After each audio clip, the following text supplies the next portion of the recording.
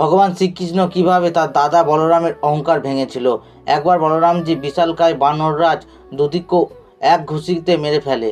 এর ফলে বলরামজি ভাবল, আমার মতো শক্তিশালী ক্ষমতাবান এই দুনিয়ায় আর কেউ নেই। এই কথা ভেবে চিন্তায় শ্রীকৃষ্ণ বলরামের অহংকার ভাঙার জন্য হনুমানজিকে ডেকে আনে। হনুমানজি ভগবানের কথা না শুনে কি থাকতে পারে, তাই জন্য তিনি তক্ষুনি দ্বারিকা চলে আসে। বলরামের প্রিয় বাগানকে লণ্ডভণ্ড করে দেয়। বলরাম রেগে গিয়ে হনুমানের ওপর আক্রমণ করে দেয়, কিন্তু হনুমানের ওপর ওই আঘাতের কোনো কাজ হচ্ছিল না। যখন বলরামের সব অস্ত্রশস্ত্র ব্যর্থ হয়ে গেল, তখন বলরাম পশুপতি অস্ত্রের আহ্বান করলেন। এরপর ভগবান শ্রীকৃষ্ণকে ডাকলেন যেন ভগবান হনুমানকে রক্ষা করে। তখন শ্রীকৃষ্ণ নিজের ভক্তের ডাকে ওখানে আসে, বলরামজিকে পশুপতি অস্ত্র চালাতে বারণ করে।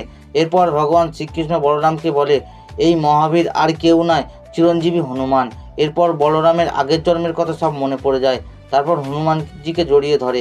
ভিডিও ভালো লাগলে আমাদের চ্যানেলটি সাবস্ক্রাইব করুন।